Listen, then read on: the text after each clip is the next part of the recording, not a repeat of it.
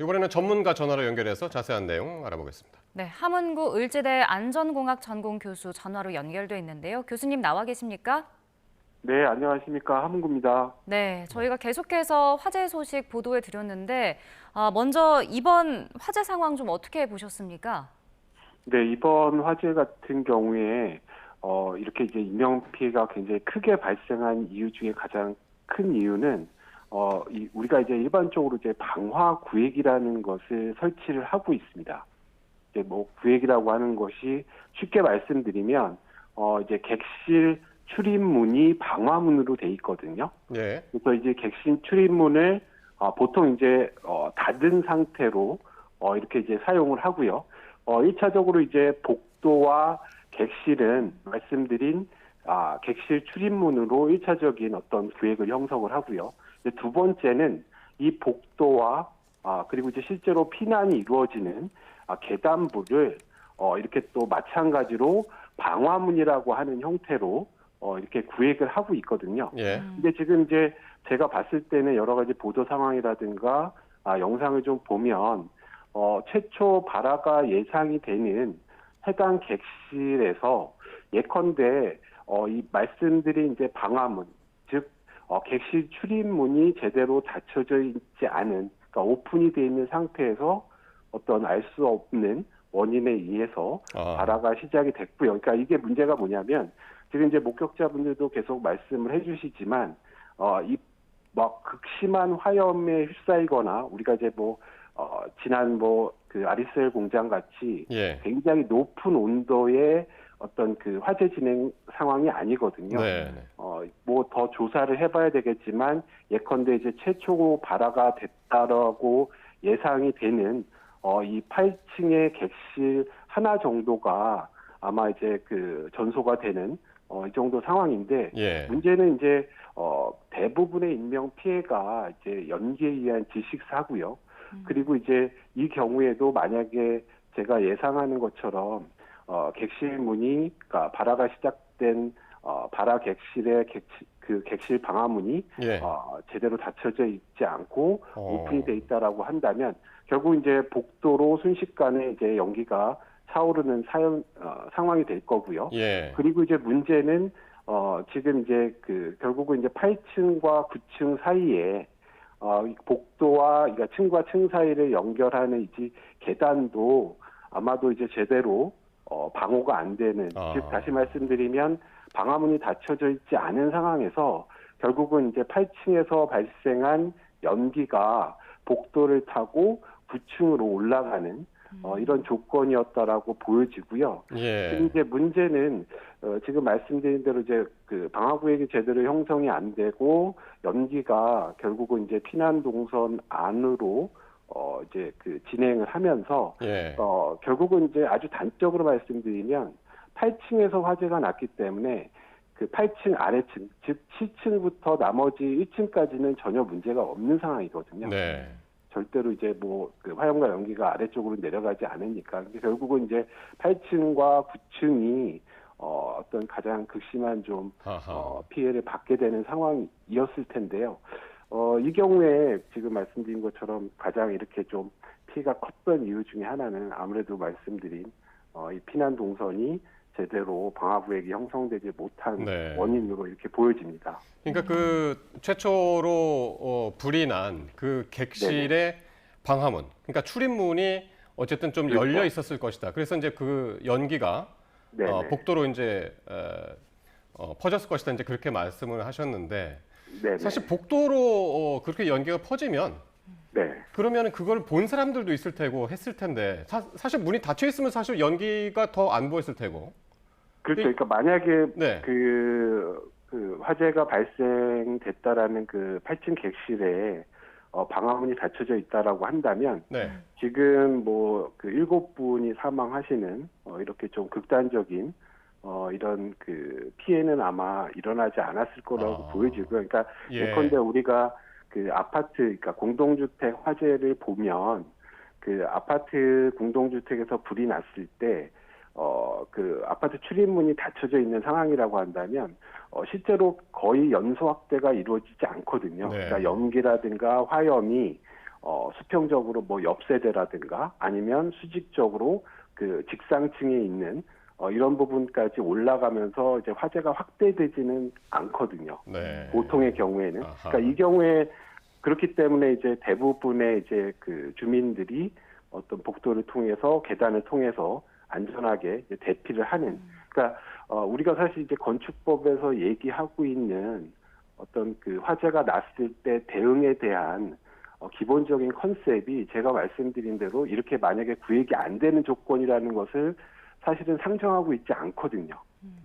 네. 그렇기 때문에 이제 반드시 이제 닫혀져 있어야 되고 우리가 여러분들 많은 시청자분들이 알고 계신 것처럼 이 그 계단으로 들어가는 이 방화문 같은 경우에 또 반드시 닫히는 구조로 되어 있도록 이렇게 또 법적인 체계도 다 갖춰져 있고요. 예. 근데 이제 보통 이제 그 이런 그 숙박시설이라든가 이런 호텔 같은 경우에 예컨대 만약에 그 투숙객이 없다라고 한다면 제가 이제 조심스럽게 좀 말씀을 드리지만 보통 이제 뭐 이 청소라든가 이제 이런 것 때문에 투숙객이 나가게 되면 문을 이제 그 개방을 해두는 이런 좀 그 특성을 보이는 걸로 네. 이렇게 좀 알고 있는데요. 그래서 그 사람이 없었다라는 점, 그리고 지금 말씀드린 것처럼 바라 객실에서의 방화문이 오픈이 돼 있던 상황이라고 한다면 지금 어떤 그 피해가 발생한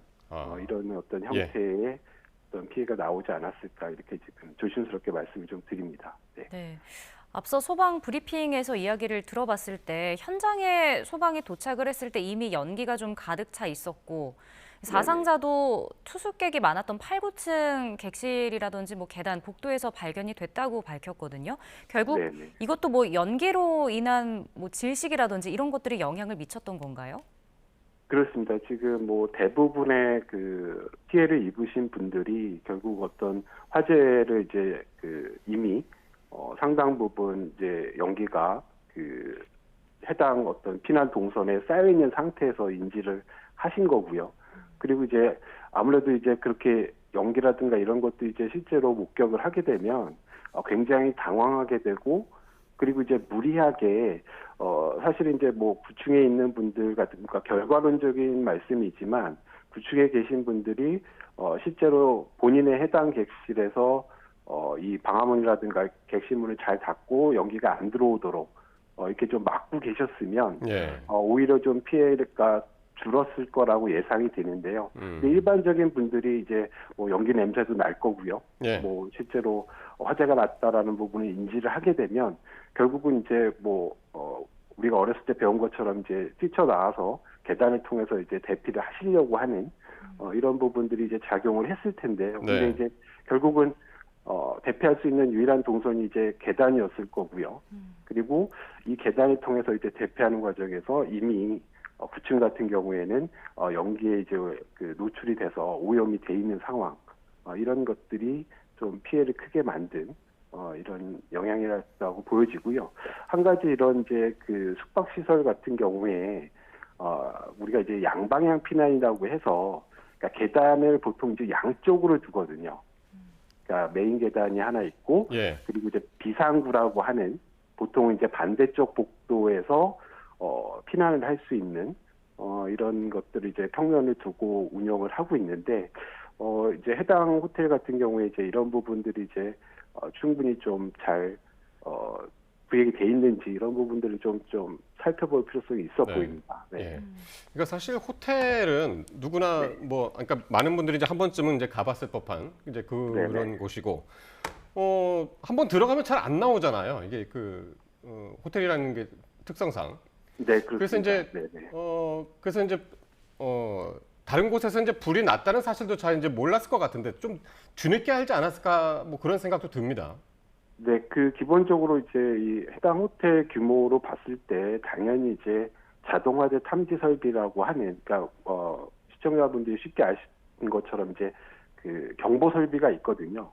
그래서 그러니까 화재가 발생을 해서 아마 이제 경보 사이렌이라든가 이런 부분들이 아마 동작을 했을 거고요. 만약에 네. 이 자탐이 제대로 그 동작이 안 됐다라고 한다면 아니면 그 초기에 제대로 또 워닝을 주지 못했다라고 한다면 그것도 이제 뭐 굉장히 좀 큰 문제고요. 그러니까 그거는 이제 확인이 돼야 되는 부분이죠.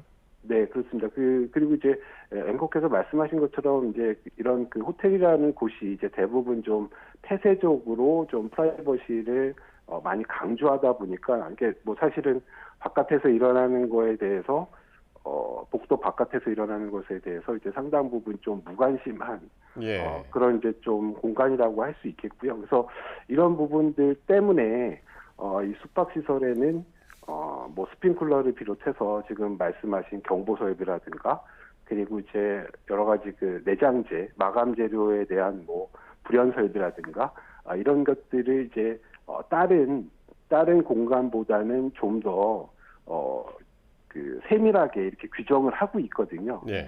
말씀하신 이제 그런 이유들 때문에 그런 공간에 대한 이제 안전성을 확보하기 위한 그런 제도를 갖고 있다라는 말씀을 좀 추가로 좀 드립니다. 네. 네. 그 뭐 소방에서는 뭐 앞서 스프링클러가 작동을 했는지 여부는 좀 확인하고 있다라고 밝혔는데 만약에 스프링클러가 좀 작동을 했다면 피해가 더 줄었을 거다 이렇게 예상을 해봐도 되는 건가요? 네, 그렇습니다. 그 스프링클러는 기본적으로 이제 자동 소화 설비에 포함이 되거든요. 그러니까 뭐 사람이 있거나 없거나 어떤 이제 그 스프링클러가 개방이 되는, 그러니까 즉 화재가 나서 스프링클러 헤드가 가멸이 되는 조건이면 자동으로 이제 분사가 되기 때문에 어떻게 보면 이제 초기 소화에 있어서 굉장히 강력한 그런 설비라고 할 수가 있겠고요.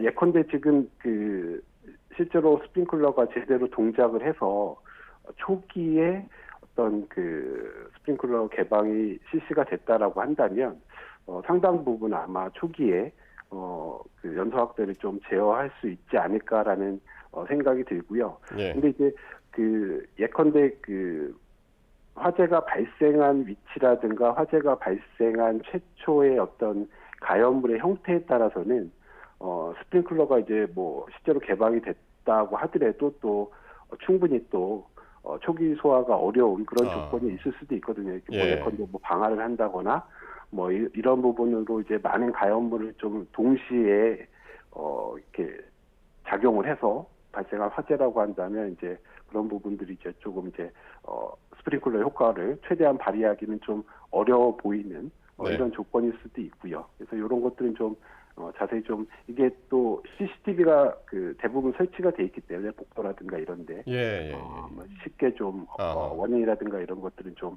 향후에 좀 파악이 될 걸로 이렇게 보여집니다. 그렇겠네요. 그러니까 CCTV만 확보가 되면 이제 원인이 나올 텐데 지금으로서는 어떻게 예상을 하십니까? 어쨌든 빈객실에서 불이 났고 네네네. 어떤 원인이 있을까요? 지금 뭐 빈객실이라고 이제 추정이 된다라고 이제 그 보도들을 하고 계시니까. 네. 근데 이제 일반적으로는 사실 이제 빈객실에서 발화가 시작이 되기는 굉장히 어렵거든요. 그러니까 네. 무슨 말씀이냐면 뭐 어떤 그 전열 기구를 사용을 한다든가 아니면 뭐 객실 투숙객이 뭐 투숙한 공간이라고 한다면 뭐 여러 가지 뭐 어떤 뭐 화기를 쓴다거나 뭐 이런 뭐 담뱃불이라든가 네. 보통의 이제 숙박시설에서는 이제 그런 형태의 실화들이 많이 발생을 했는데요. 이 빈객실 같은 경우에 그냥 일반적인 상황에서 발화가 됐다라는 거는 조금 어려운 좀 조건이 아닌가라고 좀 생각이 들고요. 그러니까 일단은 다만, 투숙객 기록상 그곳에 이제 그 투숙객이 없는 것으로 그렇게 전해지는 것 같습니다. 네네. 그래서 그러니까 말씀드린 대로 이제 투숙객이 없다라는 조건이 결국은 이제 뭐 여러 가지 뭐 객실 청소라든가 아니면 그런 어떤 조건들에 의해서 앞서 말씀드린 대로 방화문이 출입문이 아마 제대로 닫혀져 있지 않은 상황이었을 거고요. 그렇기 때문에 지금 말씀드린 것처럼 실제로 복도 쪽으로 화염과 연기가 쉽게 출하가 되는 조건이었기 때문에 네. 피해가 이제 컸다라고 보여지는 상황이라고 말씀드릴 수 있겠습니다. 네. 네. 그러니까 화재가 발생한 원인을 찾는 게 좀 중요할 텐데 앞으로 네네. 어떤 부분에서 좀 조사가 더 이루어져야 한다고 보시나요? 지금 말씀드린 것처럼 이제 CCTV를 보면 최초에 이제 발화객실이 어디냐라는 건 이제 명확하게 이제 특정이 될 거고요. 예. 그러면 이제 보통은 이제 객실 안에서 이 정기적인 어떤 원인에 의해서 발화가 되는 조건. 그러니까 결국 이제 사람이 없었다라는 전제가 맞다라고 한다면 대부분은 이제 그 정기적인 원인이 가장 큰 경우거든요. 그래서 만약에 이제 해당 그 객실에 어떤 그 뭐 정수기라든가 아니면 뭐 이렇게 그 냉방 시설 쪽이라든가 뭐 이런 것들에서 뭐 과열이 됐다거나 뭐 아니면 굉장히 이제 더운 날씨이기 때문에 어떤 그렇게 그 사람이 없는데도 불구하고 어떤 뭐 동작을 하고 있던 설비가 있었다라든가 뭐 이런 부분들. 그래서 그런 것들은 아마 정기적인 부분으로 화재 원인이라든가 이런 것들을 이제 그 조사를 통하면 상당 부분 좀 규명이 될 거라고 이렇게 보여집니다. 네. 예. 그러니까 그 지금 목격자 진술도 그렇고 지금 네. 그 현장 상황을 봐도 그렇고 에어 매트리스가 이제 깔리고 그 위로 이제 뛰어내린 투숙객도 있다고 그러잖아요. 네네. 예, 이 부분이 이제 상당히 충격적으로 저희가 이제 첫 소식 그 처음에 이제 화재가 났다고 했을 때 네네. 이 얘기부터 이제 들려서 네네. 이제 상당히 충격적으로 들었는데 말이죠. 이런 상황은 왜 일어나는 겁니까? 그 안으로 이제 대피할 공간이 네. 없었으니까 이런 선택을 할 수밖에 없었겠죠. 그렇습니다. 지금 이제 네. 결국은 뭐 그 계단을 통해서 뭐 위로 올라가든 옥상으로 가든 아니면 이제 뭐 그 아래층을 내려오든 뭐 이렇게 앞서 말씀드린 대로 피난 동선을 활용을 해야 되는데요. 네. 그 이제 그 계단실 자체가 실제로 이제 그 피난을 할 수 없는 굴뚝 같은 상황이었겠죠. 이제 9층에 계신 분들 입장에서 보면. 네. 그래서 이제 그런 조건이기 때문에 이제 해당 평면에서 본인이 있던 위치에서 이제 뛰어내리려고 하는 뭐 그런 의지도 굉장히 강했을 거고요. 예. 그 지금 웰커께서 이제 에어 매트리스 말씀을 하시는데 이제 에어 매트리스도 소방대가 이제 물론 이 인명 구조를 위해서 사용하고 있는 공식적인 장비이기도 합니다. 근데 제가 좀 다만 좀 뭐 안타까운 좀 지점은 예. 소방에 이제 고가 사다리차라는 게 있거든요. 그렇죠. 이 고가 사다리차로 인명을 구할 수도 있고 실제로 이제 고가 사다리차로 또 진압을 할 수가 있어요. 이 고가 사다리차로 해당 층수까지 올라가 가지고 직접 분사도 가능하니까요. 그래서 이 출동 초기에 예. 그 고가 사다리차가 물론 이제 그 지역별로 이 고가 사다리차가 뭐 많이 있지는 않습니다. 그래서 인천 쪽에도 제가 알기로는 한 2대 정도 예. 보유를 하고 있는 걸로 제가 정확하지는 않지만 이제 알고 있는데요. 그래서 어떤 그 초기에 좀 어떤 고가 사다리차 전개를 통해서 조금 요구 조절을 좀 신속하게 구조하는 부분들 뭐 이런 것 물론 에어 매트리스보다 고가 사다리차가 더 신속한 면에서 좋은 건가요? 안전성이라든가 이런 거 다 포함이 되는 건가요?